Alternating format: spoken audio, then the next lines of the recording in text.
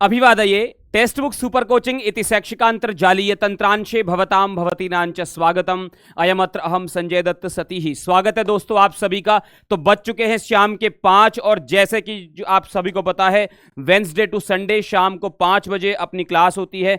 तो सभी का स्वागत है। आज फिर से आप सबके लिए गद्यांश, पद्यांश, पेडागोजी, व्याकरण सारा विषय लेकर के आया हूं। तो सभी का स्वागत है, सभी का स्वागत है, सभी का स्वागत है। जल्दी से एक बार क्लास को शेयर कर दीजिए सभी।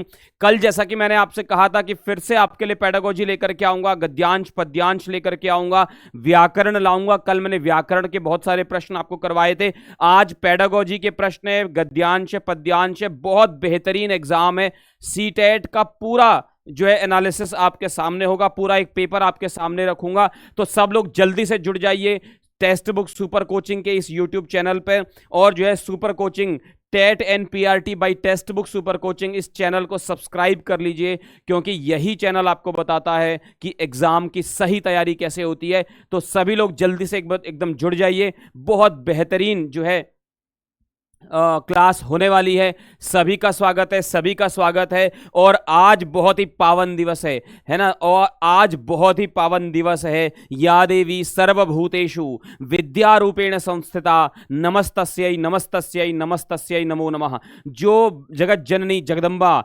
साक्षात विद्या के रूप में जो है वो विराजमान है, उस जगत जननी का ये पावन पर्व जो प्रारंभ हो गया, नवरात्रि पर्व, इस पूरे पर्व की आप सभी को शुभकामनाएं टेक्स्ट बुक सुपर कोचिंग परिवार की तरफ से। तो चलिए आज अपना प्रारंभ करते हैं, आज की अपनी सुपर क्लास प्रारंभ करते हैं। स्वागत है सभी का। चलिए तो सबसे पहले आप सभी को जैसा कि पता ही है सीटेट 2023 की हम तैयारी कर रहे हैं।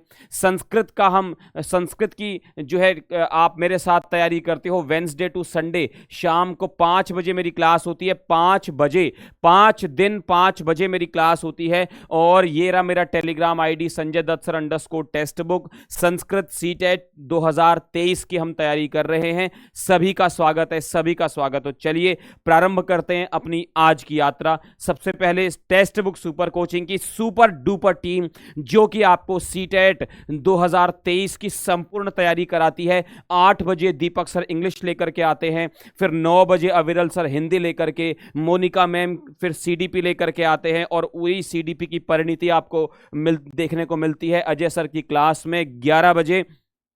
उसके बाद हिमांशु सर आपको जो है वो जो गणित की जो गणनाएं सिखाते हैं, मैथ्स आपको पढ़ाते हैं। फिर लोकेश सर पर्यावरण के विषय में आपको जागरूक करते हैं, पर्यावरण के विषय में आपकी जानकारी को और भी बेहतरीन बनाते हैं। और क्यों बनाते हैं? क्योंकि बाद में आपने एसएसटी पढ़ना है, और एसएसटी में जो है ना वो क्या होता है, आपको सभी जानकारियां रखनी है। तो अगर आपका पर्यावरण अच्छा होगा तो आपकी जो है सोशल साइंस भी अच्छी होगी, आपका समाज भी अच्छा होगा। और एक सही समाज बनाने का ही काम करता है संस्कृत। एक सही समाज को ही कहा जाता है सुसंस्कृत समाज। संस्कृत समाज मतलब अच्छा समाज। इसलिए लास्ट में जो है मैं संस्कृत आपको पढ़ाता हूं शाम को 5 बजे, क्योंकि 4 बजे आप एसएसटी पढ़ लेते हैं, उसके बाद 5 बजे मैं संस्कृत आपको पढ़ाता हूं। तो चलिए प्रारंभ करते हैं आज की अपनी यात्रा। आप सभी का स्वागत है। सबसे पहले मैं आप सभी को एक गद्य पढ़ाऊंगा। सबसे पहले मैं आपको एक गद्य पढ़ाऊंगा, और गद्य पढ़ाने के बाद फिर जो है मैं आपको उससे संबंधित कुछ प्रश्न पूछूंगा। पद्य पढ़ाऊंगा, पद्य से संबंधित प्रश्न पूछूंगा, और फिर लास्ट में आपको पेडागोजी के साथ जो है पेडागोजी के प्रश्न आप सभी के लिए लेकर के आया हूं। तो स्वागत है सभी का, सभी का स्वागत है। तो जी जुड़ गए। नमस्ते नमस्ते सभी को, नमस्ते सभी को, नमस्ते सभी को, नमस्ते। स्वागत है, स्वागत है, स्वागत है। पिंकी जी स्वागत है। कपिलेश्वर जी स्वागत है। सभी का स्वागत है, सभी का स्वागत है। फटाफट कमेंट आ रहे हैं तो सभी का स्वागत है, सभी को नमस्ते, सभी को नमस्ते। सभी में सब लोग आ जाते हैं, सभी में सब लोग आ जाते हैं, तो सभी का स्वागत है। चलिए तो पहला प्रश्न आपकी स्क्रीन पे आने वाला है। उससे पहले आपको मैं बताऊंगा एक गद्य, और ये जो गद्यांश है ना, देखो गद्यांश को पढ़ करके आपको आंसर करना है 1 से लेकर 9 तक। तो 9 क्वेश्चन आपसे गद्यांश से पूछूंगा। तो चलिए पहले इसको समझते हैं, बहुत ध्यान से मेरी बात को सुनना। विंध्यमालायाः पर मध्य चित्रकूटम नाम तीर्थ स्थलम अस्ति। समझ गए जी? समझ गए? जी नमस्ते नमस्ते सभी को, नमस्ते सभी को, नमस्ते। बहुत बढ़िया, सभी लोग जुड़ गए। बेटा क्लास को एक बार शेयर कर दो, क्लास को एक बार शेयर कर दो। मैं भी क्लास को शेयर कर रहा हूं, मैंने भी क्लास को शेयर कर दिया, आप सब भी क्लास को शेयर कर दीजिए जल्दी से जल्दी, ताकि सभी लोग अपनी क्लास में आ जाएं। बहुत ही बेहतरीन तरीके से आप जुड़ रहे हैं। चलिए तो ठीक है, सभी को नमस्ते, सभी को नमस्ते, सभी को नमस्ते। मैंने एक बार सबके लिए प्रणाम कर दिया है। अब जो है मैंने सभी का प्रणाम एक बारी में स्वीकार कर लिया है। अब जो है मैं आपको गद्य पढ़ा रहा हूं, तो अब गद्य पे एक बार ध्यान से मेरी बात सुनिए। तो क्या कह रहे हैं, विंध्य पर्वत मालायाः मध्ये चित्रकूटम नाम तीर्थस्थलम अस्ति। विंध्य पर्वत श्रृंखला के, विंध्य पर्वतमाला के मध्य में चित्रकूट नाम का एक तीर्थ स्थल है। स्थानम इदम कोलाहल रहितम, ये जो स्थान है ना, ये कोलाहल, कोलाहल कहते हैं जो हल्ला है ना, ये कोलाहल रहित है, मतलब यहाँ पे शांति है, हल्ला गुल्ला नहीं है।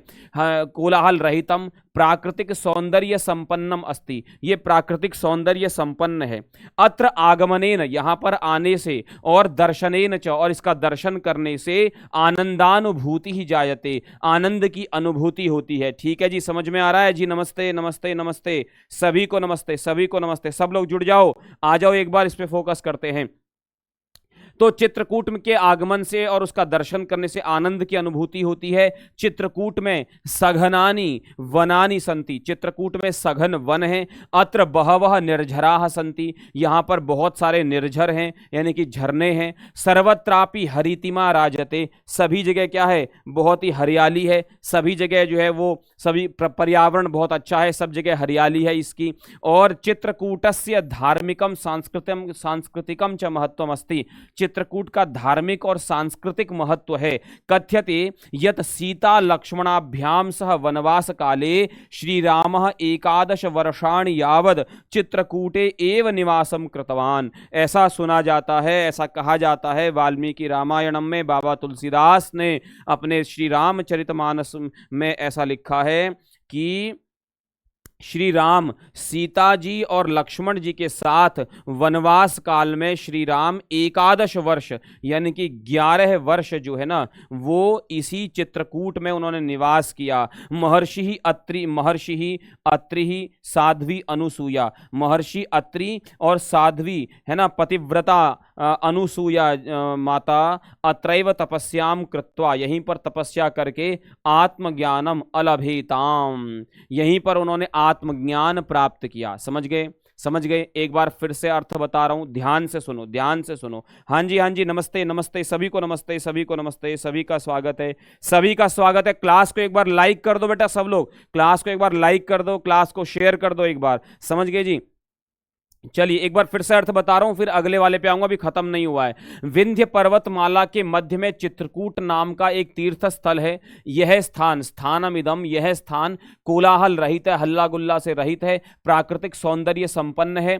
अत्र आगमनेन, यहां पर आने से और दर्शन करने से आनंद की अनुभूति होती है।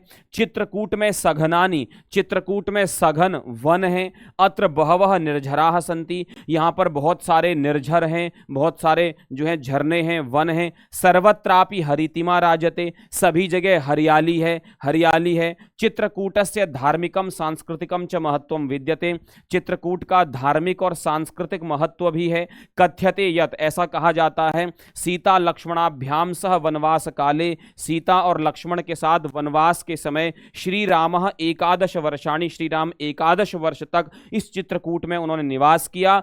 महर्षि अत्रि साध्वी अनुसूया ने यहीं पर तपस्या करके आत्मज्ञान प्राप्त किया था। समझ गए जी। अब इसका अगले वाला भाग, अत्र अनेकानि दर्शनीयानि स्थलानि सन्ति, यहां पर अनेक दर्शनीय स्थल हैं, जैसे रामघट्टः, जैसे रामघाट। मंदाकिन्याः तटे रामघट्टः अस्ति, मंदाकिनी के तट पर रामघाट है, घाट को घट्टः कहते हैं संस्कृत में। तो मंदाकिनी के किनारे, मंदाकिनी क्या है, गंगा का ही एक स्वरूप है, तो मंदाकिनी के तट पर रामघट्ट है। अत्र प्रायेण तीर्थयात्रिणः सम्मर्दः भवति, अत्र प्रायेण, प्रायः यहां पर तीर्थयात्रियों का सम्मर्दः, सम्मर्दः का को कहते हैं जमघट, जाम, बहुत सारा जो है ना संमर्द होता है, बहुत सारा जाम होता है, मतलब बहुत लोग हजारों लाखों की संख्या में श्रद्धालु तीर्थयात्री यहां पर इकट्ठा होते हैं। सायंकाले, सायंकाल में मंदाकिन्याः नीराजन समये मनोरमम दृश्यम भवति। सायंकाल में मंदाकिनी का नीराजन समय यानी कि जब जो है ना वो सूर्य अस्त होता है उस समय जो है वो मंदाकिनी का दृश्य बहुत ही मनोरम होता है। राम घट्टात नाति दूरमेव जानकी कुंडम अस्ति। राम घाट से अधिक दूर नहीं है, ना अति दूरम एव मतलब पास में ही जानकी कुंड है। वनवासे सीता अत्रैव स्नानम करोति स्म। वनवास काल में माता सीता यहीं पर स्नान करती थी। सघन वन मध्य, और सघन यानी जो है ना वो एकदम वृक्षों से युक्त सघन वन के बीच में अनुसूया आश्रमः विद्यते। अनुसूया, माता अनुसूया जो पतिव्रत धर्म में सबसे पहले, पतिव्रताओं में सबसे पहले जिनको गिना जाता है, माता अनुसूया, माता जानकी, माता जो है वो द्रौपदी, इन सब में जिसको सबसे पहले जो है जिनका नाम आता है, ऐसी माता अनुसूया का यहाँ पर आश्रम है। अत्र पक्षिणाम कलरवः निर्झर ध्वनि शीतल वायुश्च मनांसि रंजयति। यहाँ पर क्या क्या है, पक्षियों का कलरव, यानी कल रव कहते हैं आवाज को, कल कल कल चीं चीं चीं चीं की जो आवाज है पक्षियों की, निर्झर ध्वनि झरने की आवाज, और शीतल वायुश्च, और शीतल ठंडी वायु, मनांसि रंजयति लोगों के मन को बहुत ही रंजित करती हैं, बहुत ही अच्छा करती हैं। एतद एव मंदाकिन्याः उद्गम स्थलम। यही मंदाकिनी का उद्गम स्थल है, यहीं से मंदाकिनी प्रस्फुटित होती है, यहीं से मंदाकिनी प्रवर्तित होती है। जानकी कुंड समीपे एव विशाला शिला दर्शनीया वर्तते। जानकी कुंड के समीप में एक विशाल शिला देखने योग्य है।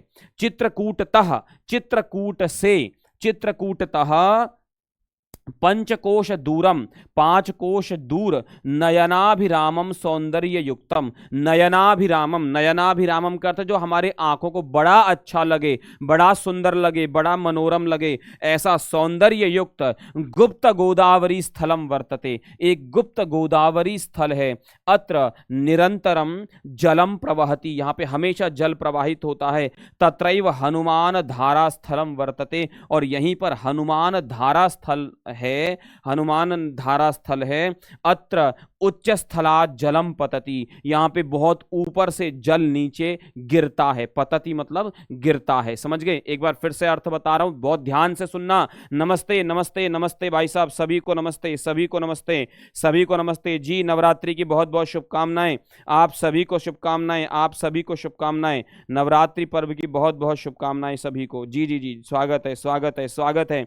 चलिए एक बार जल्दी से अर्थ बता रहा हूं, दोबारा से ध्यान करेंगे अगर कोई शब्द छूट गया हो तो, और जिनको पहले शब्द समझ में आया दोबारा सुनेंगे तो अच्छे से दृढ़ हो जाएगा। फिर आपसे प्रश्न पूछूंगा। तो क्या कह रहे हैं? अत्र अनेकानि, अत्र मतलब चित्रकूट में अनेक दर्शनीय स्थल हैं, जैसे रामघट्टः, रामघाट, मंदाकिन्याः तटे रामघट्टः अस्ति। मंदाकिनी के किनारे रामघाट है। अत्र प्रायेण तीर्थयात्रीणाम संमर्दः भवति। यहाँ पे प्रायः तीर्थयात्रियों का जाम लगा रहता है, जमघट लगा रहता है। संमर्दः मतलब जाम लगा रहता है। सायंकाले मंदाकिन्याः नीराजन समये। सायंकाल में जब सूर्य अस्त होता है और मंदाकिनी धीरे धीरे जो है वो भी अपने स्वरूप को समेट रही होती है, ये दृश्य मनोरम दृश्यम भवति, बहुत ही मनोरम होता है। राम घट्टात नाति दूरम एव जानकी कुंडम अस्ति। राम घाट से ज्यादा दूर नहीं, ये जो है राम घाट से ज्यादा दूर नहीं है जानकी कुंड, है ना, कि राम घाट से बहुत ही पास में जानकी कुंड है। वनवास के समय माता सीता यहीं पर स्नान करती थी। सघन वन मध्य, सघन घिरे हुए, वृक्षों से घिरे हुए वन में अनुसूया आश्रम विद्यते। माता अनुसूया का आश्रम है। यहाँ पर पक्षियों का कलरव, पक्षियों की ची ची ची, निर्झर ध्वनि, शीतल वायु मनांसि रंजयति, मन को रंजित करती है। एतद एव मंदाकिन्याः उद्गम स्थलम अस्ति। यही मंदाकिनी का उद्गम स्थल है। जानकी कुंड समीपे एव, जानकी कुंड के समीपे विशाला शिला दर्शनीया वर्तते। एक बहुत बड़ी शिला है जो देखने योग्य है। चित्रकूट से पंचकोश दूर, चित्रकूट से पंचकोश दूर, नयनाभिरामम सौंदर्य युक्तम, मन को न आंखों को देख करके अच्छा लगने वाला सौंदर्य युक्त गुप्त गोदावरी स्थल है। अत्र निरंतरम जलम प्रवहति, यहाँ पे निरंतर जल प्रवाहित होता है। तत्रैव हनुमान धारा स्थलम वर्तते, यहीं पर हनुमान धारा स्थल है। अत्र उच्च स्थलात् जलम पतति, यहाँ पे उच्च स्थल से क्या होता है, जल नीचे गिरता है। समझ गए, समझ गए जी। नमस्ते सभी को, नमस्ते। क्लास को बेटा लाइक कर दो। बहुत कम लोगों ने देखो क्लास को अभी तक लाइक किया हुआ है ना, आधे से भी कम लोगों ने किया हुआ है। क्लास को लाइक कर दो बेटा, शेयर कर दो। देखो इतना अच्छा अच्छा पूरा पेपर आपके लिए बना करके लेकर के आता हूं। पूरा एक पेपर है ये, इसमें गद्य है, पद्य है, पेडागोजी है, व्याकरण है, सब चीज है। एकदम सीटेट का ये एकदम लाइव क्लास है, सीटेट का लाइव पेपर आपके सामने है बेटा। तो सब लोग जल्दी से एक बार जय माता दी बोल करके क्लास को लाइक कर दो, शेयर कर दो। चलिए पहला प्रश्न आपकी स्क्रीन पे, अत्र आगमनेन दर्शनेन च किम भवति। अत्र यानी चित्रकूट में आगमन से क्या होता है, आनंद की अनुभूति होती है, क्लेश की अनुभूति होती है, पीड़ा की अनुभूति है, ज्वर की अनुभूति होती है। ये तो बिल्कुल देखते ही समझ में आ रहा है, देखते ही समझ में आ रहा है कि इतने पावन स्थल पे क्लेश कैसे हो सकता है, पीड़ा कैसे हो सकती है, ज्वर कैसे आ सकता है। आनंद की अनुभूति होती है। क्या होता है बेटा, आनंद की अनुभूति होती है। चित्रकूट आगमन से और चित्रकूट का दर्शन करने से आनंद की अनुभूति होती है। बहुत बढ़िया, सभी लोग सही आंसर कर रहे हैं। सीता लक्ष्मणाभ्याम सह कह अत्र वासम अकरोत, सीता और लक्ष्मण के साथ इस चित्रकूट में किसने जो है निवास किया था, श्री राम ने, प्रभु श्री राम ने। ठीक है, श्री राम जी ने। बहुत सही आंसर कर रहे हैं। बहुत सरल प्रश्न है दोनों, बहुत सरल प्रश्न है, बिल्कुल सरल प्रश्न है। ठीक है जी।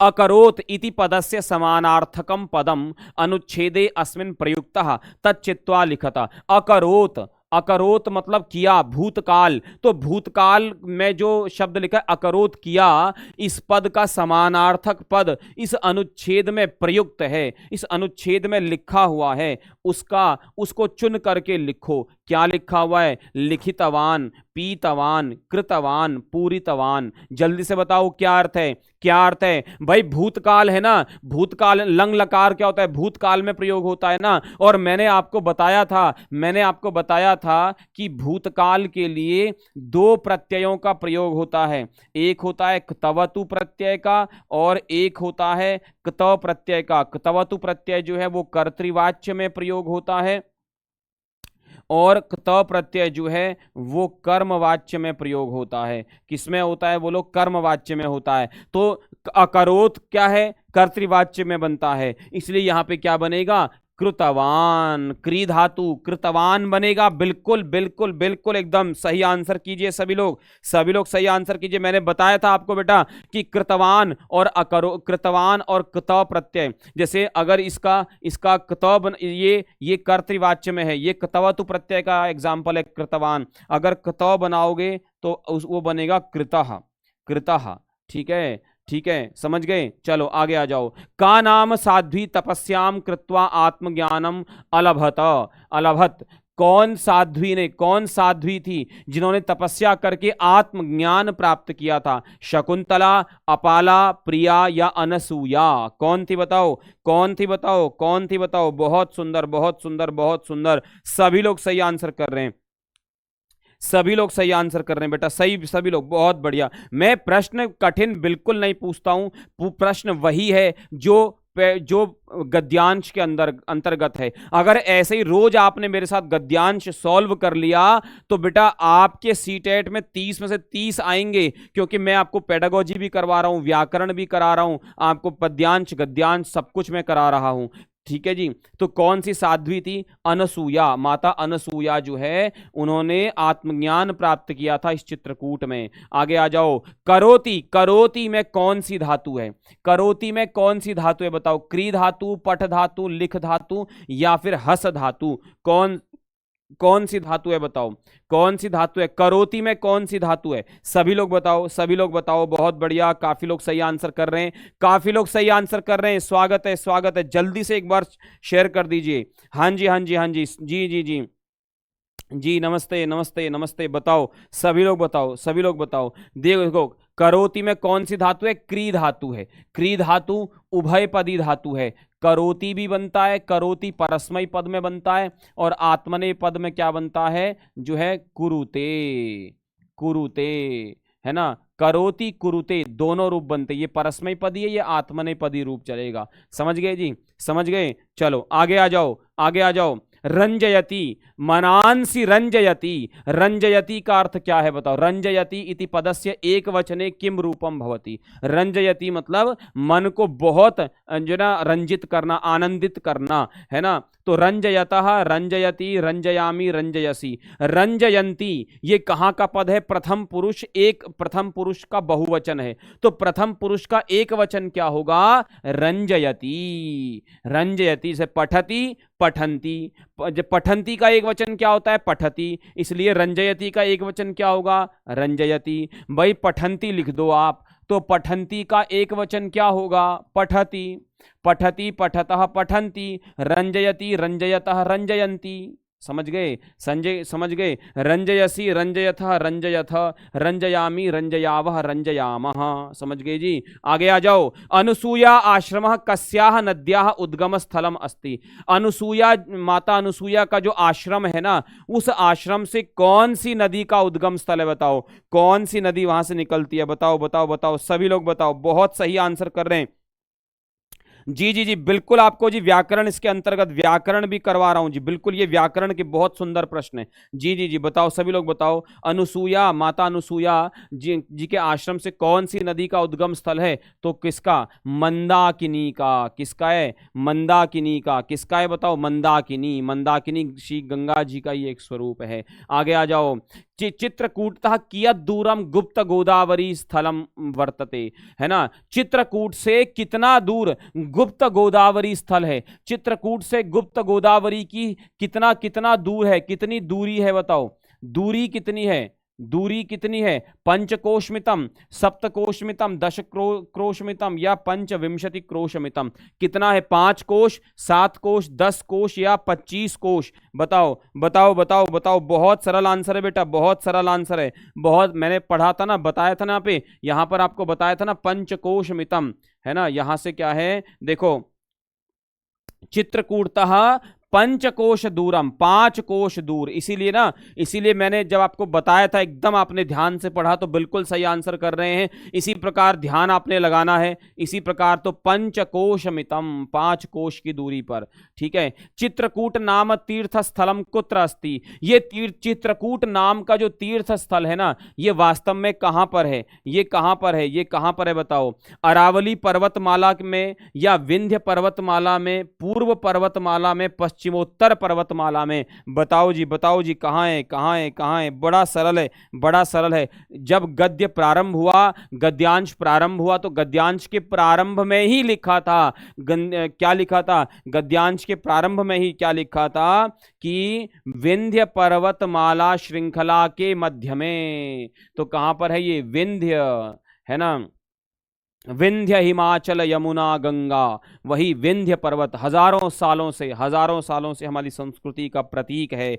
हजारों सालों से हमारी संस्कृति का प्रतीक है। हजारों सालों से, बहुत समय से, दीर्घ काल से, बहुत समय से जो है हमसे जुड़ा हुआ है। जैसा कि टेक्स्ट बुक सुपर कोचिंग आप सभी से बहुत समय से जुड़ा हुआ है। टेक्स्ट बुक सुपर कोचिंग जो है वो जैसे हमारी संस्कृति हमारे जीवन का आधार है, हमारा हिस्सा है, वैसे ही टेक्स्ट बुक सुपर कोचिंग हमारा हिस्सा है। और टेक्स्ट बुक सुपर कोचिंग है इस नवरात्रि, जो कि हमारी संस्कृति, हमारी सभ्यता का प्रतीक है, नवरात्रि पर्व। उस नवरात्रि पर्व में विशेष आप सबके लिए जो है वो सेल ऑफर आया है, जिसमें आपको बहुत बहुत बहुत फायदा होने वाला है। सीटेट बेटा मैं पर्सनली पढ़ा रहा हूं टेक्स्ट बुक सुपर कोचिंग पे। थ्योरी पढ़ाऊंगा आपको, एक एक थ्योरी कराऊंगा। उसमें पेडागोजी भी है, उसमें व्याकरण भी है, गद्यांश भी है, पद्यांश भी है। तो सीटेट एग्जाम की अगर मैं बात करूं, तो सीटेट एग्जाम पे इसमें 50% प्लस 35% ऑफ चल रहा है। सक्सेस की गारंटी है। 50% प्लस 35% का ऑफ है बेटा। और ये पूरा एग्जाम जो कि 2500 रुपए में आपको मिलता था, वो नवरात्रि जगत जननी जगदंबा के आशीर्वाद आपको मिले।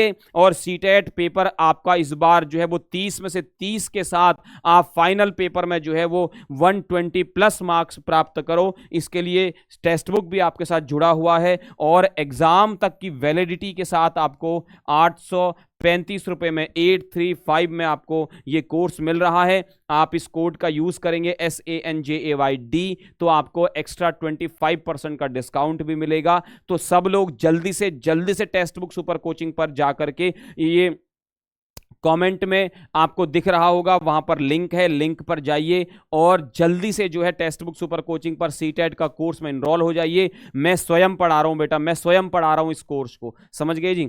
चलिए, और उसके अलावा आपको एक और जानकारी दे देता हूं, टेक्स्ट बुक सुपर कोचिंग पे नवरात्रि सेल, माता जगत जननी जगदंबा के इस पावन पर्व के समय 90% ऑफ की घोषणा की है सुपर कोचिंग ने। आप जो है इन सभी कोर्सेस में एनरोल हो सकते हैं और अपने आसपास सभी को बता सकते हैं। बिहार शिक्षक भर्ती में 1670, सीटेट एग्जाम 835, DSSB 3481 और सीटेट एंड स्टेट टेट 1002 और सीजी व्यापम टीचर, ये सारे कोर्स अवेलेबल हैं टेक्स्ट बुक सुपर कोचिंग पे।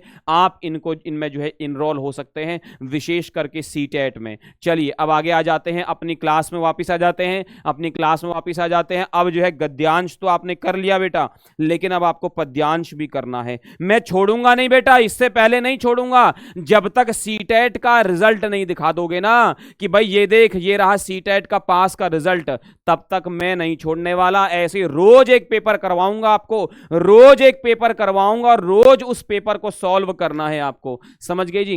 तो अधोलिखितान श्लोकान पठित्वा तदाधारित प्रश्नानाम जो है विकल्पात्मक उत्तरेषु उचिततमम उत्तरम चित्वा लिखत। अब देखो क्या है क्या है, एक एक करके पढ़ते हैं, फिर मैं आपको इसका आंसर बताऊंगा। केवलम जलपानेन समयः स्याद् यथा सुखम तथा अमृतपानेन व्यतीते समये भवेत्। क्या कह रहे हैं, क्या कह रहे हैं? केवलम जलपानेन, केवल जल पीने से, समये स्यात् यथा सुखम, है ना, समय पर, है ना, हम जल पीते हैं तो जल पीने से हमें उस समय क्या मिलता है? सुख मिलता है ना। केवलम जल पानी न, जल पान से हमें क्या मिलता है? केवल उस समय पे हमें, उस समय पे सुख मिलता है, हमारी प्यास बुझ जाती है। लेकिन न तथा अमृत पाने न, लेकिन तथा अमृत पाने न व्यतीते समये न भवति, लेकिन अमृत पान करने पर, समय बीत जाने पर भी क्या होता है? हमारी जो प्यास होती है ना, वो दोबारा नहीं लगती। यानी अमृत पान करने से हम हमेशा के लिए तृप्त हो जाते हैं। कहने का अर्थ क्या है? जीवन में जो है अमृत क्या है? विद्या स्वरूप अमृत है। तो विद्या रूप अमृत पी जाइए बेटा। एक बार विद्या रूप अमृत पी लेंगे तो फिर बार बार टेंशन नहीं लेनी पड़ेगी, जीवन भर एकदम तृप्त होकर के बैठेंगे, समझ गए। तो न तथा अमृत पाने न व्यतीते समये भवेत्, अमृत पान के द्वारा, अमृत पाने न व्यतीते समये तथा न भवति, समझ गए। आगे आ जाओ। महांतम प्राप्य सद्बुद्धि सत्यजेत न लघुम जन्म, न लघुम जनम यत्रास्ति सूचिका कार्यम कृपाणः किम करिष्यति। महानतम प्राप्य सद्बुद्धि, आपने महान सद्बुद्धि को प्राप्त करके, आपने महान सद्बुद्धि प्राप्त कर ली, है ना, बिल्कुल आपकी बुद्धि बहुत प्रखर है, सद्बुद्धि प्राप्त करके, है ना, क्या कह रहे हैं? संति अजे न लघुम जनम, है ना, लघुम जनम, लघुम जनम न संत्यजेत, है ना। किसी भी, अगर आप क्या है, देखो संत्यजेत न लघुम जन्म, महान बुद्धि को प्राप्त करके आप बहुत महान हो गए, आपकी बुद्धि बहुत ज्यादा हो गई, आप बहुत अच्छे पद पे पहुंच गए, बहुत बड़े आदमी बन गए, फिर भी संत्यजेत न लघुम जन्म, फिर भी छोटे से छोटे व्यक्ति को, समाज के प्रत्येक व्यक्ति के साथ मिल करके चलिए कि संत्यजेत न लघुम जन्म, किसी भी छोटे व्यक्ति को जो है छोड़िए मत। कल तक मेरा दोस्त था, कल तक जी जैसे अनूप जी हैं, कल तक मेरे मित्र थे, और अब मैं क्या कह रहा हूं, अनुज जी कल तक मेरे मित्र थे, अब मैं बड़े पद पे पहुंच गया तो मैंने कहा कौन अनूप कौन अनुज, है ना। ऐसा नहीं, छोटे से छोटे व्यक्ति को भी न संत्यजेत न लघुम जन्म, क्योंकि यत्रास्ति सूची का कार्यम, क्योंकि जहां पे सूची यानी सुई का कार्य है, यहाँ पे सुई का कार्य है, कृपाणः किम करिष्यति, वहां पे तलवार क्या कर सकती है। जहां पे सुई का काम होगा वहां तलवार का कोई काम नहीं होता, सुई सुई की जगह काम आती है, तलवार तलवार की जगह काम आती है। लेकिन अगर तलवार सोच ले जीवन में कि मैं तो इतनी बड़ी हूं और एक झटके में किसी को जो है ना वो एक झटके में किसी का संहार कर सकती हूं, लेकिन वो इतनी बड़ी तलवार जो है ना, वो कपड़े सिलने में काम नहीं आ सकती है। कपड़ा सिलने का काम सुई ही करेगी। इसलिए जोड़ने का काम, देखो सुई और तलवार में से चुनने, किसको चुनना चाहिए? सुई को चुनना चाहिए। सुई जोड़ने का काम करती है, तलवार अलग करने का काम करती है, इसलिए सुई को जोड़ना चाहिए। समझ गए जी? समझ गए? बहुत अच्छा सुभाषितम है। आगे आ जाओ। भविष्यत काल कार्येषु सदा व्यग्रोस्ति योजनः विनिष्टम कुरुते तेना वर्तमानस्य जीवनम।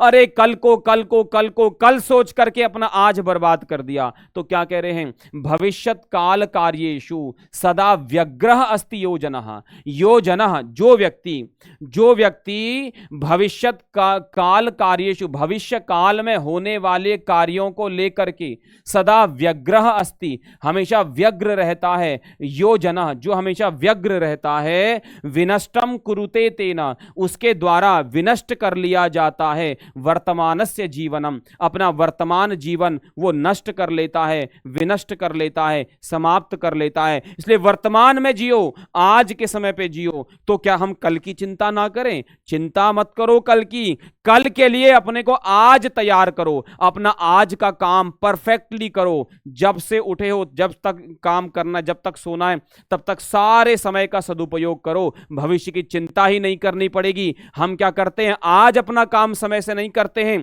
आज अपना काम समय से नहीं करते हैं और अपने काम को टाल रहे होते हैं, और हमें पता है हम काम को टाल रहे हैं, भविष्य में हमें समस्या होने ही वाली है। इसीलिए हमें भविष्य की चिंता होती है। जो आज का काम समय से कर लेगा, आज अपने काम का सही यूटिलाइज कर लेगा बेटा, वो जीवन में कभी जो है ना, जीवन में उसको भविष्य की चिंता नहीं करनी पड़ेगी। जी जी जी, बिल्कुल बिल्कुल बिल्कुल, एकदम एकदम। प्रश्न आ रहा है बेटा, इसके बाद प्रश्न आ रहा है। ठीक है जी। पुरतः पर्वतम वीक्ष न चिखेद सरित जलम पथ बाधाम अचिंत्यैव याति मार्गांतरम प्रति। पुरतः पर्वतम वीक्ष न चिखेद सरित जलम। सरित जल यानी सरिता के जल को, है ना। पुरतः पर्वतम वीक्ष, सामने पर्वत देखा, न चिखेद सरित जलम, सरित मतलब नदी, नदी के जल को जो है नहीं खोदा, नहीं देखा, इग्नोर कर दिया, है ना। पथ बाधाम अचिंत्यैव याति मार्गांतरम प्रति, आपने पथ की बाधा को के बारे में चिंता किए बिना ही आप मार्ग पे निकल गए। अरे सामने पर्वत दिख गया, पर्वताः दूराः रम्याः, पर्वत दूर से अच्छे लगते हैं, लेकिन जब पास जाके वो डंक मारने वाला सामने ऐसे खड़ा हो जाता है ना पर्वत के, जब हम पर्वत सामने, अरे वाह कितना अच्छा पर्वत है, चलो इस पर्वत पे चलते हैं, और जैसे ही थोड़ा दूर पहुंचे और सामने डंक मारने वाला आगे आ गया, हम गोली हो लेते हैं वापस। इसलिए समस्याओं के बारे में भी विचार करना चाहिए। किसी लक्ष्य पर जाने से पहले उसमें आने वाली क्या क्या बाधाएं आ सकती हैं, उन पर भी विचार करना चाहिए। पथ बाधाम अचिंत्यैव, पथ बाधा को बिना सोचे मार्गांतरम प्रति आदि। ठीक है, तो पर्वत सामने है, बीच में नदी है, नदी भी तो पार करनी है बेटा। तो खलानाम पर पीड़ायाम दृश्यते यावती रुचि। खलानाम यानी खलों को, दुष्टों को, पर पीड़ायाम, जो दुष्ट लोग होते हैं वो दूसरों को पीड़ा देने में यावती रुचि दृश्यते, है ना। जो दुर्जन लोग होते हैं, खल होते हैं, दुष्ट होते हैं, दुष्टों की दूसरे को पीड़ा देने में, पर पीड़ायाम दूसरों को पीड़ा देने में यावती रुचि दृश्यते, जितनी रुचि उनको दिखती है, जितना उनकी बहुत ज्यादा उसमें मन लगता है। न तथा आवश्यक कार्य स्वकीय वर्तते क्वचित, उतनी रुचि उतना मन वो अपने काम में नहीं लगाते। न तथा आवश्यक कार्य स्वकीय, न स्वकीय आवश्यक कार्य क्वचित रुचि वर्तते, वो अपने आवश्यक काम में उतना मन नहीं लगाते जितना मन दूसरों की बुराई करने में लगाते हैं, जितना मन दूसरे को कोसने में लगाते हैं, जितना मन दूसरे की चुगली करने में लगाते हैं, उतना मन अपने आवश्यक काम में नहीं लगाते। अगर अपने आवश्यक काम में मन लगाते तो दूसरे की चुगली करना, दूसरे की निंदा करना, दूसरे को नीचा दिखाना, ये अपने आप ही जो है ना वो दूर हो जाएगा। समय ही नहीं होगा, अपना काम को महत्वपूर्णता देंगे। तो मैंने आपको बहुत अच्छे अच्छे सुभाषितम बताए। अब मैं आपसे प्रश्न पूछूंगा, बिल्कुल एकदम सही जवाब आप देंगे। चलिए पहला प्रश्न, सूचिका कार्यक्षेत्रे कः समर्थः न। जहां पर सुई का काम है वहां पर कौन समर्थ नहीं है, वहां पर किससे काम नहीं चलेगा बताओ, है ना। जहां पर सुई का काम है वहां पर किससे काम नहीं चलेगा बताओ, नहीं चलेगा। बताओ कौन सी वो चीज है, बताओ सभी लोग बताओ, सभी लोग बताओ। जहां पर सुई से काम होना है वहां पर किस चीज से काम नहीं चल सकता भाई, कृपाण से नहीं चल सकता। आप तलवार लेकर के आ गए, सुई की जगह आप तलवार लेकर के आ गए तो तलवार अपना काम करती है, सुई सुई का काम करेगी। कृपाण से वहां पर कोई काम नहीं है, कृपाण वहां समर्थ नहीं है। भविष्यत काल कार्येषु सदा व्यग्रह जनः किम विनष्टम करोति, जो भविष्य काल में होने वाले कार्यों को लेकर के हमेशा व्यग्र रहता है, चिंतित रहता है ना, उदास रहता है, वो क्या विनष्ट करता है, अपने भविष्य जीवन को, अपने अगस्त्यस्य जीवनम और वर्तमान का जीवन या मार्च मासस्य जीवनम, कौन सा जीवन व्यतीत करता है, अगस्त मास का, मार्च मास का, वर्तमान का, भविष्य का। वो अपना वर्तमान नष्ट कर देता है बेटा, वो अपना वर्तमान नष्ट कर देता है। आगे आ जाओ। सम्मुखम इति पदस्य पर्याय पदम श्लोके प्रयुक्तम। सम्मुखम, सम्मुख के लिए ना एक शब्द प्रयोग हुआ है, सम्मुख मतलब सामने, तो सामने के लिए बेटा एक शब्द प्रयोग हुआ है। जी बिल्कुल बिल्कुल बेटा, क्लास को लाइक कर दो। देखो इतने सारे लोग आप क्लास में लाइव हो, लेकिन देखो अभी क्लास को शेयर नहीं किया गया है, तो एक बार जल्दी से बेटा क्लास को शेयर कर दो, एक बार जल्दी से बेटा क्लास को शेयर कर दो। तो देखो सम्मुखम इति पदस्य पर्याय पदम श्लोके प्रयुक्तम, श्लोक में प्रयुक्त हुआ है सम्मुख पद का पर्याय, उसको चुन करके लिखना है। वो क्या है, परितः, पुरतः, सर्वतः, पृष्ठतः। पृष्ठतः मतलब पीछे, सर्वतः मतलब सब जगह, परितः मतलब चारों ओर, पुरतः मतलब सामने, और सम्मुख का अर्थ भी क्या होता है, सामने, और पुरतः का अर्थ भी क्या होता है, सामने। पर्यायवाची शब्द है। आगे आ जाओ। दृष्ट्वा इति पदस्य पर्याय पदम श्लोके प्रयुक्तम। दृष्ट्वा, दृष्ट्वा, दृष्ट्वा मतलब देख करके, इसका पर्याय पद श्लोक में प्रयुक्त हुआ है, उसको चुन करके लिखना है। बताओ क्या होता है, समाप्य समाप्त करके, अनुभूय अनुभूत करके, संगृह्य इकट्ठा करके, और वीक्ष देख करके, और देख कर, और इसका अर्थ क्या होता है, दृष्टवा देख कर। इतना ही अंतर है बेटा, इसमें दृष्ट, इसमें क्त्वा प्रत्यय है, इसमें क्त्वा प्रत्यय है, जबकि वीक्ष में कौन सा प्रत्यय है, ल्यप प्रत्यय है। देखो अगर कभी भी क्या हो जाए, अगर जो है क्त्वा प्रत्यय से पहले कोई भी अव्यय आ जाए तो त्वा ल्यप में कन्वर्ट हो जाता है। समझ गए जी। चलो आगे आ जाओ। खलानाम कुत्र रुचि ही वर्तते, जो खल होते हैं, दुष्ट होते हैं, जो असज्जन होते हैं, दुर्जन होते हैं, दूसरों की बुराई करते हैं, दूसरे की निंदा करते हैं, उनकी रुचि कहाँ होती है, उनका मन कहाँ पे होता है, मार्ग के निर्माण में, वृक्ष के आरोपण में, पर पीड़ायाम दूसरे को पीड़ा देना में, सत्य भाषणे सत्य भाषण में। कहां पर होता है बताओ, कहां पर होता है बताओ, सब लोग बताओ, सभी लोग बताओ, सब लोग बताओ, सभी लोग बताओ, सभी लोग बताओ। स्वागत है आपका, स्वागत है, स्वागत है, स्वागत है। सभी लोग बताओ, सभी लोग बताओ, सभी लोग बताओ।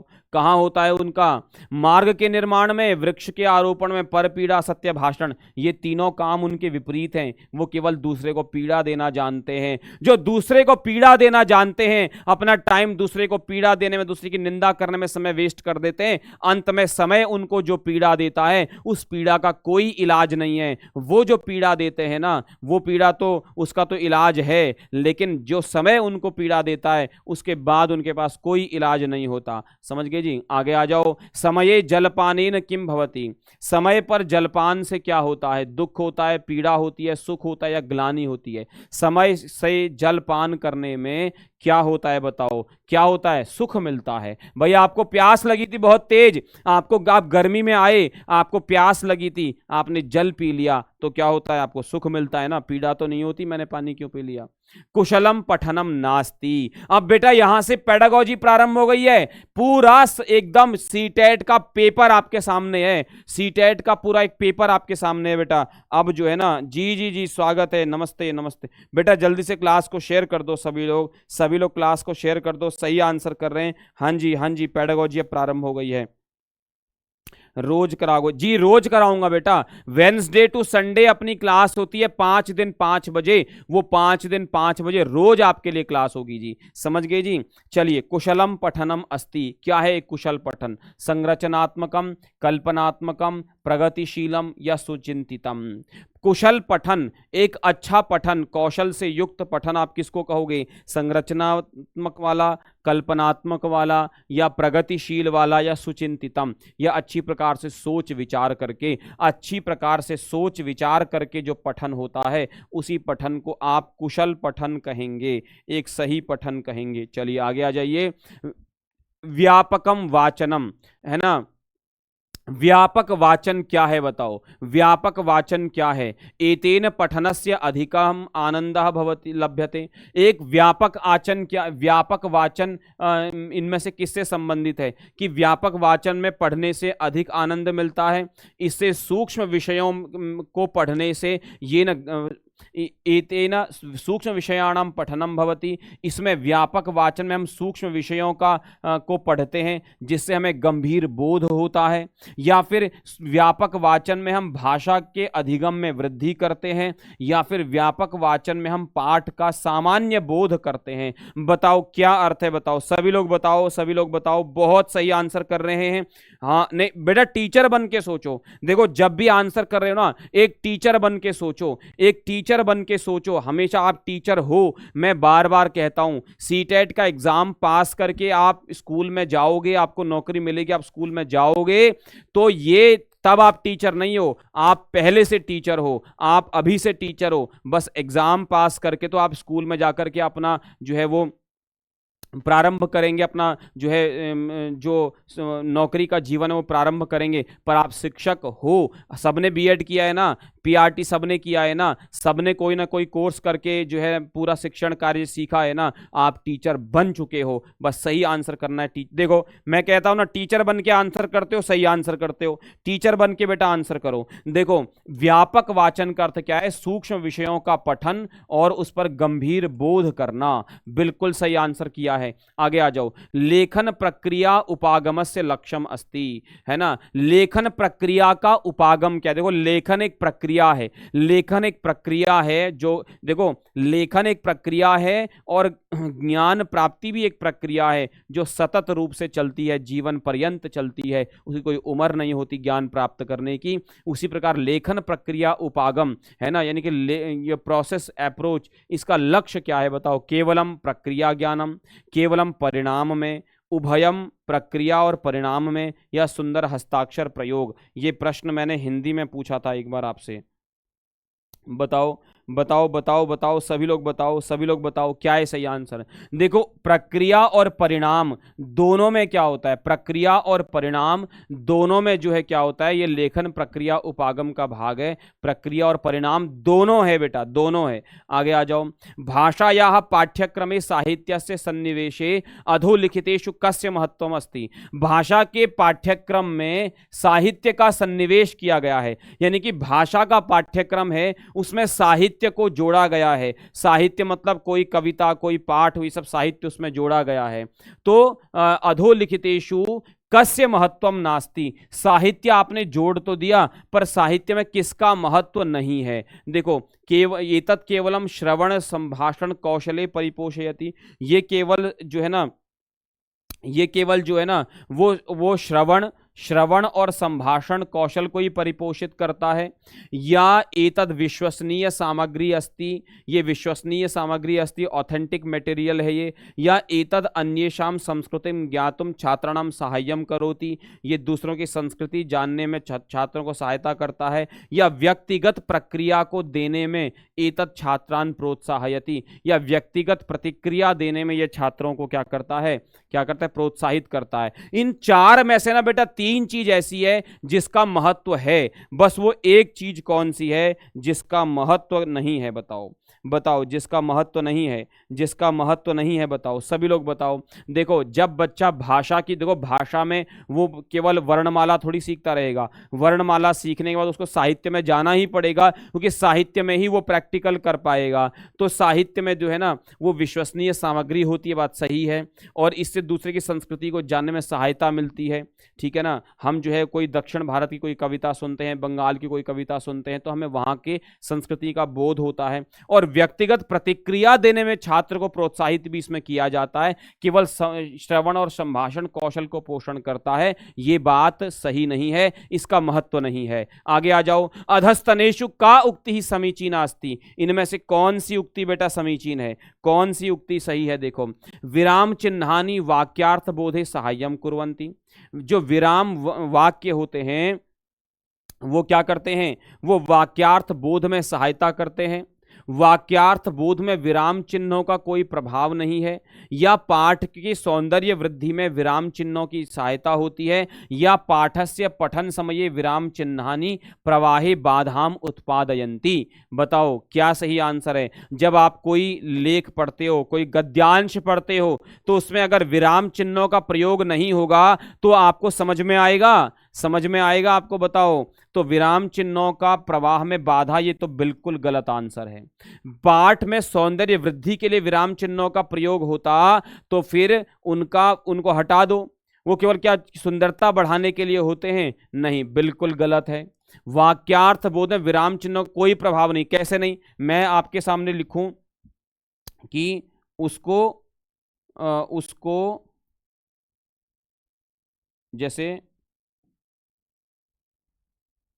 उसको रोको, उसको रोको,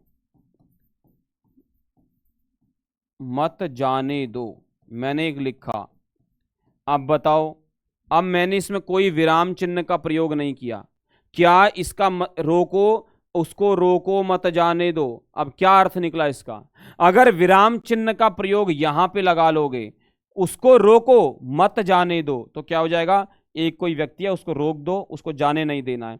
अगर आप विराम चिन्ह का प्रयोग जो है इसकी जगह यहां पे कर लोगे मत के बाद, उसको रोको मत जाने दो, तो क्या है? ये चिन्ह एक वाक्यार्थ बोध में आपकी सहायता कर रहे हैं नहीं कर रहे हैं? बताओ। सहायता कर रहे हैं ना? तो बेटा ऐसे ही तो समझना है, ऐसे ही तो समझना है, ऐसे ही तो समझाना है, ऐसे ही तो पेपर पास करना है। 30 में से 30 ऐसे ही तो लाने हैं। समझ गए जी? समझ गए जी? कोई शंका किसी के मन में, कोई प्रश्न? बिल्कुल सही आंसर कर रहे हैं, बट टीचर के विचार, टीचर के हिसाब से सोचो, टीचर की बुद्धि से सोचो। ठीक है जी। छात्राणाम लेखनस्य आकलनम मुख्यतया ध्यानम दीयते, है ना? छात्र के लेखन के आकलन में मुख्यतया ध्यान दिया जाता है। लेखन के आकलन में, ठीक है, लेखन के आकलन के समय मुख्य रूप से ध्यान दिया जाता है शुद्ध वर्तनी व्याकरण में, विचारों की अभिव्यक्ति में, शब्द सीमा के निर्धारण में, या लेखन समये रूढ़ि प्रयोगाणाम लोकोक्तिनाम च प्रयोगे। बताओ किस पर? देखो, हम बात कर रहे हैं लेखन कौशल की, हम भाषण कौशल, श्रवण कौशल की बात नहीं कर रहे, हम लेखन कौशल की बात कर रहे हैं। और एक लेखन कौशल में क्या देखा जाएगा? बस क्या बच्चे की हैंडराइटिंग अच्छी है, क्या बच्चा शुद्ध शुद्ध लिख रहा है, क्या यही महत्वपूर्ण है? नहीं, एक वो केवल लेखन हो जाएगा। आपको क्या है ना, उसका अगर आकलन करना है तो देखना पड़ेगा बच्चे के विचार की कैसे हैं, वो अपनी विचारों की अभिव्यक्ति कैसे कर रहा है। वो लिखने में भाई पर्यावरण के ऊपर कोई सामान्य बात भी लिख सकता है और कोई गहनतम बात भी लिख सकता है, तो उसके विचार क्या हैं, ये लेखना, ये आकलन हो गया लेखन का। बाकी सब केवल लेखन है। समझ गए? चलो आगे आ जाओ सब लोग। राष्ट्रीय पाठ्यचर्या 2005 है ना, इत्यस्य मार्ग निर्देशक तत्वेषु अधोलिखितेषु कस्य समावेशनम नास्ति।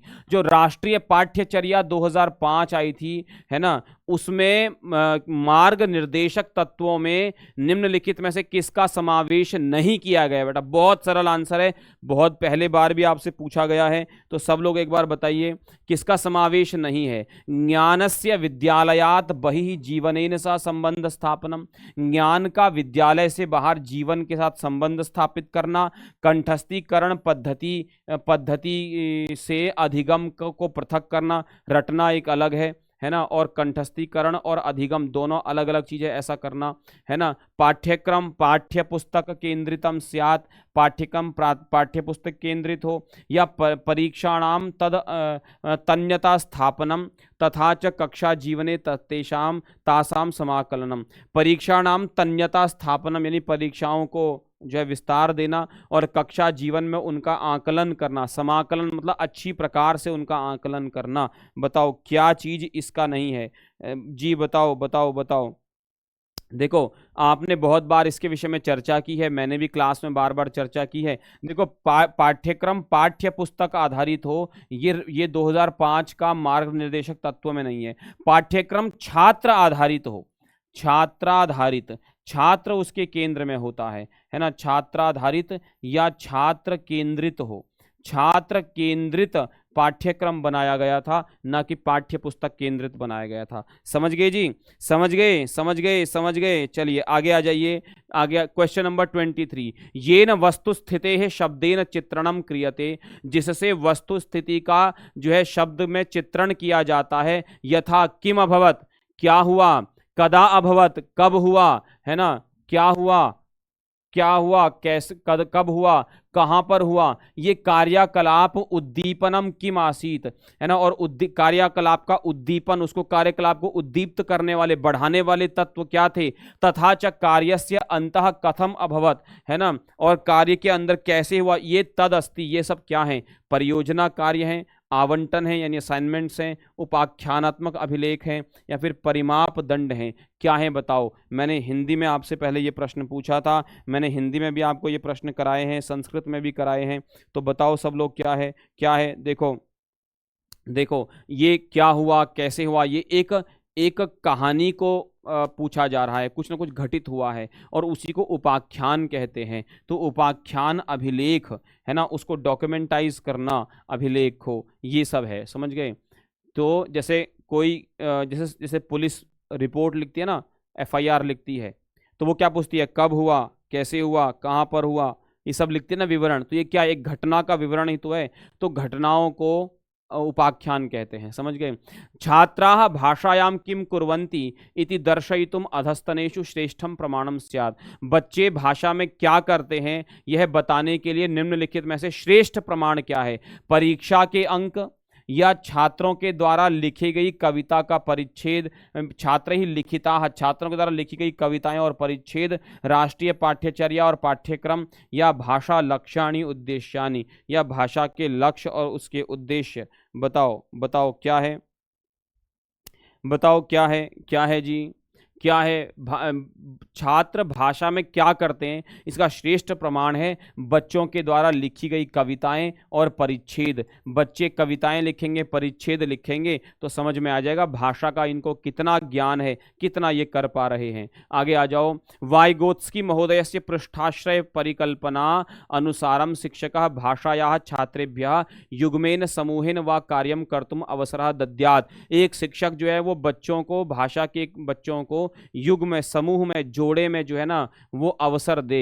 क्यों दे भैया, क्यों दे, इससे क्या होगा, इससे क्या होगा, इससे क्या होगा। तो कह रहे हैं इससे कार्य प्रबंधने शिक्षक से सहायता भवती, इससे कार्य के प्रबंधन में शिक्षक की सहायता होती है।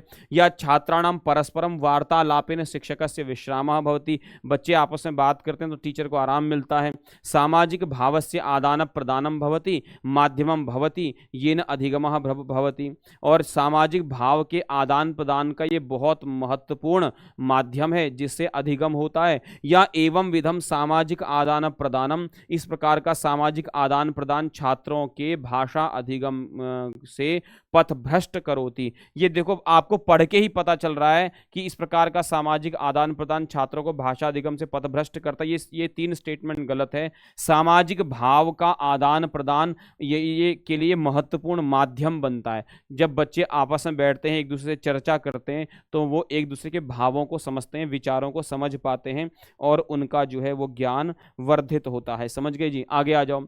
सरल वाक्य ही एव भाषायाः शिक्षणस्य आरंभः भवति, न तो ध्वनि नाम तेषाम समष्ट्या व शिक्षणेन एवं कथनम द्योतयति। सरल वाक्यों के द्वारा भाषा के शिक्षण का आरंभ होता है, न कि ध्वनियों ध्वनि नाम तेषाम समष्ट्या व शिक्षणेन, है ना कि ध्वनियों से ये कथन जो है क्या द्योतित करता है, संपूर्ण वाक्यों के आधार पर विचार विनिमय होता है, संपूर्ण वाक्यों के आधार पर विचार विनिमय होता है, विचारों का आदान प्रदान, और भाषा के अधिग्रहण में उच्चारण की कोई स्थान नहीं है, या व्याकरण उच्चारण से भाषा अधिगमे समान स्थानम अस्ति, या व्याकरण के उच्चारण में भाषा अधिगम, व्याकरण के उच्चारण का भाषा के अधिगम में समान स्थान है, या विचार विनिमय से कृते, विचार विनिमय के लिए व्याकरण प्रमुख आधार है। क्या है बताओ, क्या है, क्या है, क्या है?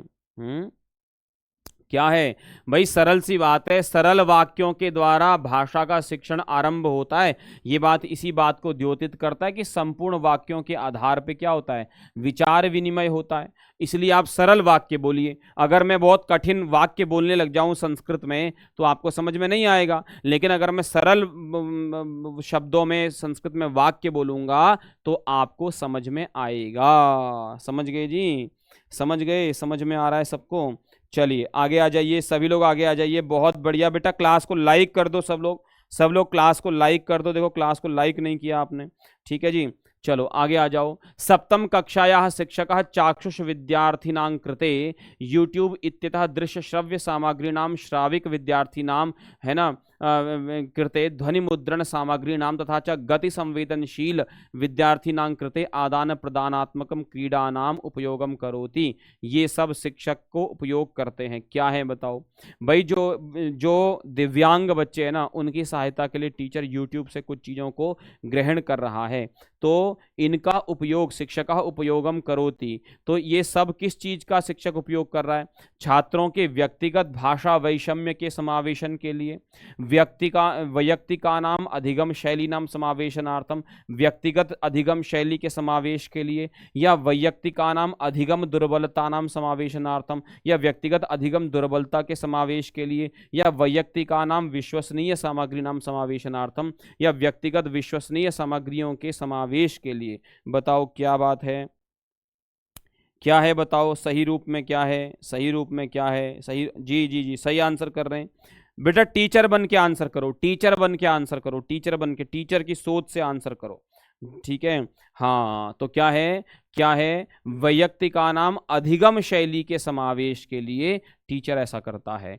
आगे आ जाओ। ज्ञानवादीनाम अवधारणानुसारम भाषा शिक्षकस्य दृष्टा बालानाम त्रुटयः सन्ति। अधिगम में ज्ञानवादियों के अवधारणा के अनुसार, जो ज्ञानवादी हैं उनकी अवधारणा के अनुसार आपको कौन सी बात सही है कि भाषा शिक्षक की दृष्टि में बच्चे त्रुटियां करते हैं?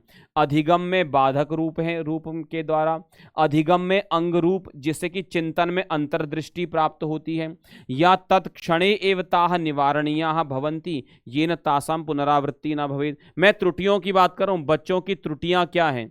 वो अधिगम में बाधक हैं, बच्चे गलती करते हैं तो अधिगम में ये प्रॉब्लम, ये दिक्कत करता है, अवरोधक है। या फिर बच्चों की गलतियां अधिगम में अंग रूप में होती हैं, बच्चे के वो अंग है कि वो गलती करेगा ही, उससे उसकी चिंतन में अंतर्दृष्टि जो है वो बढ़ती है। या तत्क्षणे एव ताः निवारणीया, या जिस समय बच्चा गलती करता उसी समय उसका निराकरण करो जिससे कि उनकी पुनरावृत्ति ना हो। और तेषाम अनवधान कारणात, और अगर उनको इग्नोर करोगे, अगर त्रुटियों को इग्नोर करने से यस्य निराकरणम शीघ्रतया करणीयम भवति, उनके अनवधान कारणात, है ना, यानी कि जो है बच्चों की अनवधानता के कारण उसका निराकरण शीघ्रतया करना चाहिए, ताकि बच्चे को जो है उसका समझ में जल्दी से आ जाए, उसको समझ में आ जाए कि गलती नहीं करनी है। देखो जब हम बात करते हैं ना, ये छोटे बच्चों के लिए है भाई। जो छोटा बच्चा है ना वो गलती करेगा, अधिगम में वो अंग रूप में है, उससे उसके चिंतन में एक अंतर्दृष्टि प्राप्त होती है, वो गलती करता है और गलती करके सीखता है। देखो हम कैसे सीखते हैं बताओ? कैसे सीखते हैं? गलती करके सीखते हैं ना। गलती करके सीखता है हर कोई, है ना। जिससे गलती नहीं होती ना, वो फिर जब उससे गलती होती फिर वो उबर नहीं पाता, लेकिन गलती करके ही व्यक्ति उबरता है। तो ये बच्चों के जीवन में अंग रूप है। हमारे से भी गलती होती है, सबसे गलती होती है, ठीक है। गभीरम श्रवणम अस्ति। गंभीर श्रवण क्या है? गंभीर चिंतन क्या है? ध्यान के साथ सुनना, धैर्य के साथ सुनना, अनुशासन के साथ सुनना, या अहशिष्ण पागल हो जाना एकदम, नहीं मैं तो सुनूंगा ही नहीं, है ना, एकदम जो है कष्ट दे करके सुनना। तो क्या है गंभीर श्रवण? क्या है? हाँ बताओ बताओ बताओ बताओ, सभी लोग बताओ। बहुत बढ़िया, काफी लोग सही आंसर कर रहे हैं। जी जी जी, नहीं ठीक है, एक और दो में कंफ्यूजन है। देखो, ध्यान के साथ सुनना, ध्यान के साथ सुनना ये गंभीर श्रवण है ना। धैर्य के साथ सुनना पता क्या होता है भाई? आदमी बोले जा रहा है, बोले जा रहा है, अब मैं कुछ मैं ये नहीं कह सकता कि मेरे को उठना है, तो मैं बैठ करके धैर्य के साथ उसको सुन रहा हूँ, तो धैर्य तो बेटा टूट भी सकता है। ध्यान के साथ सुनना, ध्यान के साथ सुनना, है ना। धैर्य के साथ सुन रहा हूँ तो जरूरी नहीं कि मेरा मन ही है सुनने का, मन नहीं होगा कभी सुनने का, लेकिन अब सामने आज फंस गया हूँ तो सुनना ही पड़ेगा, है ना। लेकिन ध्यान के साथ सुनने से, आप सब लोग ध्यान के साथ सुन रहे हो, आप सब लोग ध्यान के साथ सुनते हो, समझ गए? आगे आ जाओ। मौन वाचने विद्यार्थी अधोलिखितेषु कस्य सर्वतः न्यूनम अधिग्रहणम करोति। जब मौन वाचन होता है तो बच्चा सबसे कम अधिग्रहण करता है, शब्दों का, व्याकरण का, संभाषण कौशल का, पठन कौशल का। बताओ किसका सबसे कम करता है? तो बहुत सरल है, बहुत सरल है, बहुत सरल है, हाँ बिल्कुल बहुत सरल है, संभाषण कौशल का। भाई मौन वाचन का अर्थ ही होता है कि अपने मुख के अंदर चीजों को दोहराना या केवल होंठ हिलाना, तो संभाषण होता ही नहीं है वहां पे, इसका अधिग्रहण बिल्कुल ना के बराबर है। ठीक है जी, चलो तो ये अपनी आज की क्लास है, और बिल्कुल आपको फिर से एक बार याद दिला दूं, है ना, text book super coaching Navratri sale में आप सभी को जो है सीटेट एग्जाम पर 50% प्लस 35% का ऑफ दे रहा है, सक्सेस की गारंटी है, और पूरा कोर्स आपको 835 में एग्जाम तक की वैलिडिटी के साथ मिल रहा है। आप SANJAYD इस कोड का यूज करेंगे तो एक्स्ट्रा आपको 25% का डिस्काउंट मिलेगा। टेक्स्ट बुक सुपर कोचिंग पे पूरा सीटेट का कोर्स लाइव मैं स्वयं पढ़ा रहा हूं, बिल्कुल आप ज्वाइन कर सकते हैं। और यहां पर नवरात्रि सेल में 90% ऑफ है सब कोर्सेज पे। SANJAYD इस कोड का यूज करेंगे तो एक्स्ट्रा आपको बेनिफिट मिलेंगे। और जो है हमारे ऑफर्स जैसे कि बिहार शिक्षक भर्ती, सीटेट एग्जाम, DSSB, सीटेट और स्टेट टेट, अगर आपको लगता है आप सीटेट के साथ साथ स्टेट टेट की भी तैयारी कर रहे हैं तो आपको दोनों का कॉम्बो मिल जाएगा 1002 रुपये में। और जो है इसमें 33% एक्स्ट्रा आपको वैलिडिटी मिल रही है, 4 महीने का सब्सक्रिप्शन है, साथ में आप जो है सभी टेट भी क्लियर कर सकते हैं, और CG व्यापम टीचर का भी कोर्स अवेलेबल है। समझ गए जी?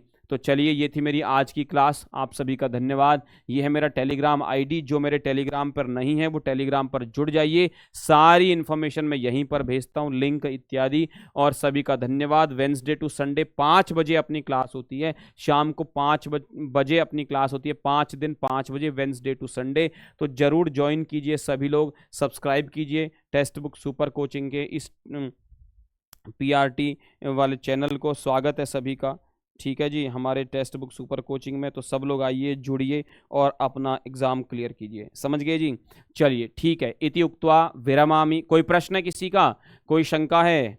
जी धन्यवाद, धन्यवाद जी, आपको भी बहुत बहुत शुभकामनाएं, बहुत बहुत शुभकामनाएं नवरात्रि पर्व की। चलो ठीक है, इति उक्त्वा विरमामि नमामि यामि च। वंदे मातरम, जयतु संस्कृतम, जयतु भारतम, जयतु टेक्स्ट बुक सुपर कोचिंग इति।